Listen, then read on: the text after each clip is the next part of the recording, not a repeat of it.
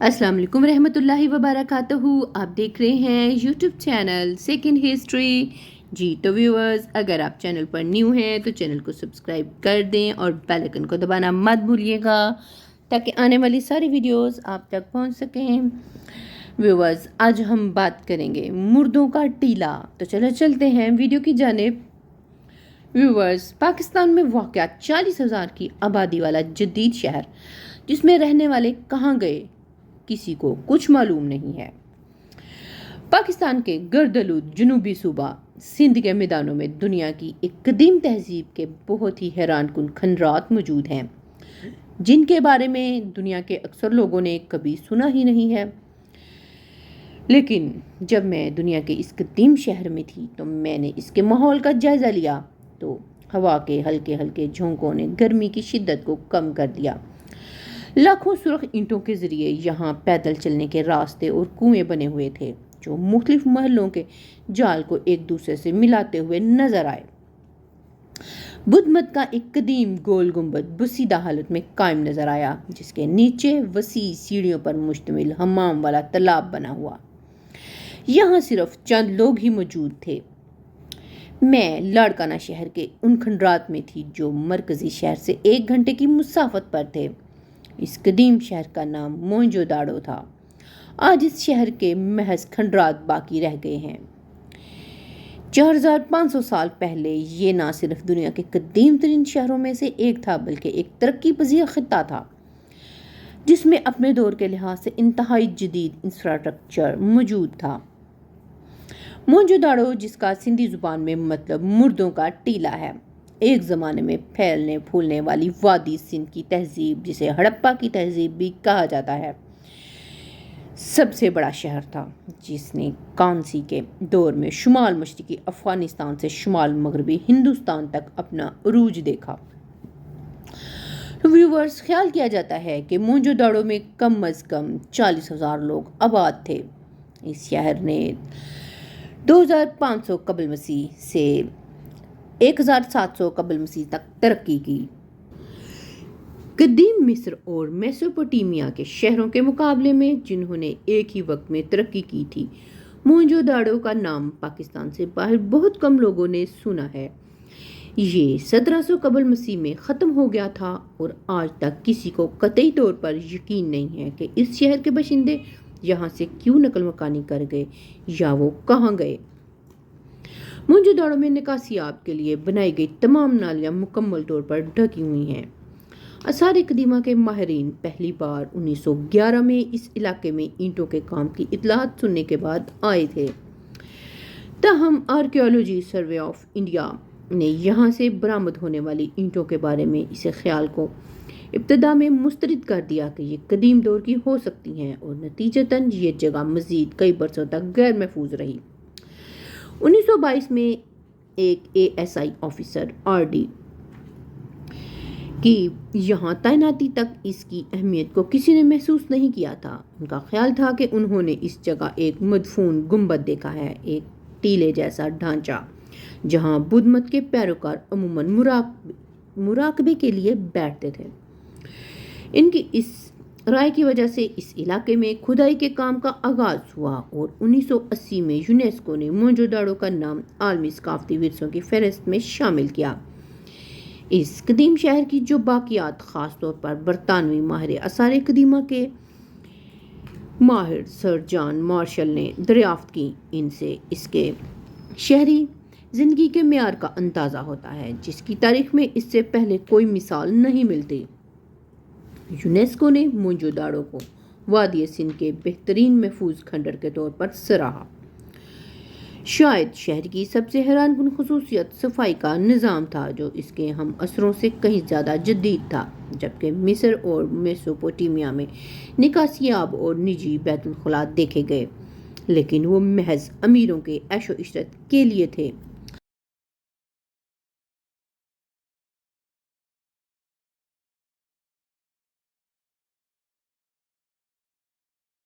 मोहनजोदाड़ो में जगह जगह छुपे हुए बैतुल खुला और ढके हुए नाले और नालियाँ बनी हुई थीं। जब से खुदाई शुरू हुई, इज्तिमाई इस्तेमाल के लिए 12 मीटर اور ایک بہت بڑے عظیم حمام سمیت نجی حماموں کے نظام کے علاوہ 700 سے زیادہ کنویں برآمد کیے جا چکے ہیں۔ حیرت انگیز طور پر بہت سی نجی رہائش گاہیں بیت الخلاء پائے گئے اور کچرے کو ایک جدید ترین سیوریج کے نظام کے ذریعے خفیہ طور پر ٹھکانے لگایا جاتا تھا۔ یہ ایک شہر کا پیچیدہ اور جدید نظام ہے جس میں ہم آج کے دور میں رہنا چاہیں گے۔ ویورز، ایسا لگتا ہے کہ جیسے موئنجو داڑو کے باسی بھی اپنے ماحول کو سمجھتے تھے۔ چونکہ یہ شہر دریائے سندھ کے بالکل مغرب میں واقع تھا، اس لیے انہوں نے سالانہ سیلاب سے خود کو بچانے کے لیے متاثر کن سیلابی دفاعی بند اور نکاسی آب کے نظام بنائے ہوئے تھے۔ مزید یہ کہ موئنجو داڑو سمندری تجارتی رابطوں کے ذریعے ایک کلیدی مرکز تھا جو وسطی ایشیا سے مشرق وسطیٰ تک پھیلا ہوا تھا۔ صدیوں سے انہوں نے مٹی کے برتنوں، زیورات، مجسموں اور دیگر اشیاء کے پیچیدہ تراشے ہوئے ٹکڑے تیار کیے جو میسوپوٹیمیا سے لے کر موجودہ عمان تک ہر جگہ دریافت ہوئے۔ موئنجو داڑو کے باسی بہت ہی اعلیٰ معیار کے نقش و نگار والے برتن تیار کرتے تھے۔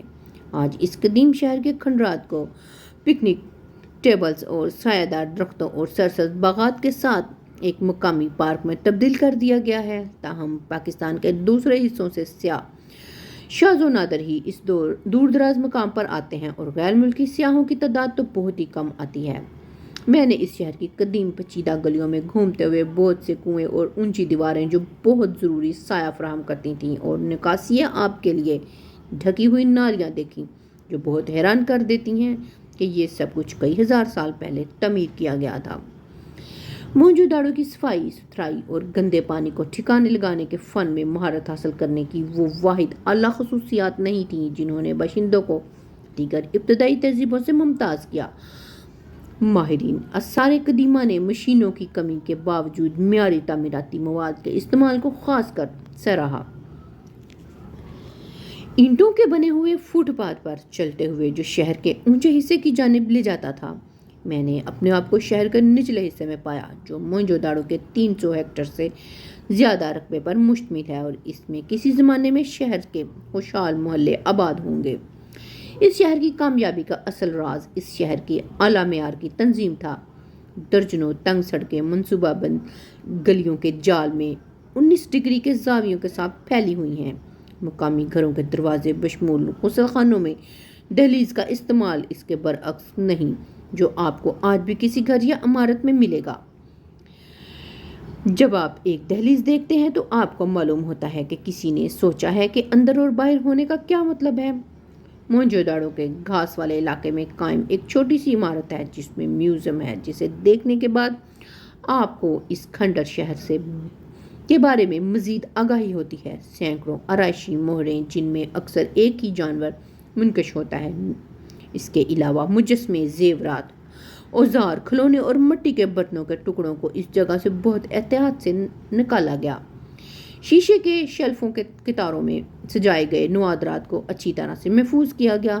نوادرات میں سے 2 مجسمے تھے، ایک جواہرات پہنے ہوئے ایک نوجوان عورت اور دوسرا ایک اچھی طرح سے تیار آدمی جو اعلیٰ مرتبے کا معلوم ہوتا تھا۔ اس کے علاوہ یہ اشرفیہ کے طبقے کا کوئی بڑا آدمی، ہم نہیں جانتے کہ وہ پادری تھا یا بادشاہ۔ جب جسمانی آرائش اور جسمانی نگہداشت کی بات آتی ہے تو ہمیں تفصیل کی طرف توجہ دلاتی ہے۔ اس سے ہمیں آگاہی ملتی ہے کہ اپنے آپ سے اپنے جسموں کے ساتھ کیسا سلوک کر رہے تھے۔ انہیں واضح طور پر ریاضی کی سمجھ تھی، واضح طور پر جیومیٹری کی سمجھ تھی اور واضح طور پر فیشن کی سمجھ تھی۔ موئنجو داڑو کی کھدائی کے بعد سے اب تک 700 کنویں دریافت کیے جا چکے ہیں۔ تاہم ایسی بڑی تفصیل جو اس قدیم شہر کے باسیوں کی زندگیوں اور ان کے ادوار کے بارے میں بہت کچھ بتا سکتی ہیں، وہ تاحال ابھی تک ایک راز ہے۔ اگرچہ قدیم تحریریں اکثر تہذیبوں کے رازوں سے پردہ اٹھاتی ہیں، لیکن موئنجو داڑو کے ساتھ ایسا نہیں ہوا، جس کے باشندے سندھ وادی طرز تحریر کے نام سے پہچانے جانے والے اسکرپٹ کو استعمال کرتے تھے۔ اس کے علاوہ ایک تصویری زبان بھی تھی جس میں 400 سے زیادہ حروف تھے، اسے بھی ابھی تک کوئی پڑھ نہیں سکا۔ موئنجو داڑو کا انجام کیا ہوا، یہ ایک معمہ ہے جو ابھی حل ہونا باقی ہے۔ مجموعی طور پر محققین کو یقین نہیں ہے کہ یہ شہر 1700 قبل مسیح کے آس پاس کیوں ختم ہو گیا یا اسے خالی کر دیا گیا۔ حالانکہ بڑے پیمانے پر خیال کیا جاتا ہے کہ آب و ہوا کے عوامل نے اس کی بربادی میں ایک کردار ادا کیا ہوگا۔ اس کے باوجود موہنجو داڑو کا غائب ہونا کوئی فوری واقعہ نہیں تھا۔ انہوں نے کہا کہ شہر خود اچانک خالی نہیں ہوا۔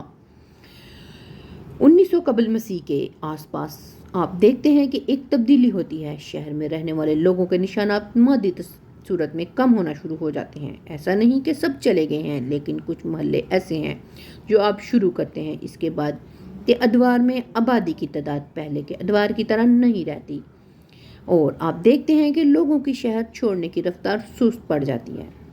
کئی ہزار سال بعد اب اگست 2023 میں پاکستان میں آنے والے تباہ کن سپر سیلاب کے بعد یہ شہر ایک بار پھر خطرے سے دوچار ہے۔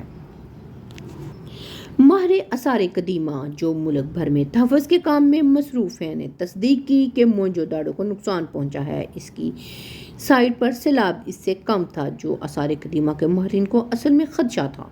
کئی مکانات 2 منزلہ تھے جو موٹی موٹی مضبوط دیواروں پر کھڑے کیے گئے تھے۔ ان کی چھتیں اور اونچی تھیں تاکہ ان گھروں کو ہوادار اور ٹھنڈا رکھا جا سکے۔ جب ان سے دیکھا گیا کہ موہنجو داڑو کو آئندہ کیسے محفوظ رکھا جا سکتا ہے تو وہاں کے محافظوں نے بتایا کہ اضافی پانی کو سائٹ سے ہٹانے کے لیے چیلنجز کے استعمال کی سفارش کی، لیکن ساتھ ساتھ زور دیا کہ طویل مدتی حکمت عملی کی ضرورت ہے۔ علاقے کے لیے ایک دیر پا منصوبہ نہ صرف آثار قدیمہ کو فائدہ دے گا بلکہ اس کے آس پاس رہنے والے بہت سے مقامی لوگوں کو بھی فائدہ ہوگا۔ اور ایسا لگتا تھا کہ موہنجو داڑو ترقی کی منازل طے کر رہا تھا اور وہاں کے باسی اپنے وقت کے معیارات سے کہیں زیادہ بہتر معیار زندگی سے لطف اندوز ہونے کے قابل تھے۔ ماہرین آثار قدیمہ کی پچھلی صدی کی انتھک کوششوں کی بدولت قدیم دنیا کے جدید ترین شہروں میں سے ایک کو ایک بار پھر دیکھا جا سکتا ہے، اور زیادہ کثرت سے آپ کو صاف ستھری نالیوں کے ساتھ بنی ہوئی سڑکیں بھی ملیں گی۔ جی تو ویورز، کیسی لگی آپ کو آج کی سٹوری؟ امید کرتی ہوں پسند آئی ہوگی۔ کمنٹس میں ضرور بتائیے گا۔ نیکسٹ ویڈیو تک کے لیے اجازت دیں، ملتے ہیں نیکسٹ ویڈیو میں کسی اور اچھے سے ٹاپک کے ساتھ۔ تب تک کے لیے اللہ حافظ۔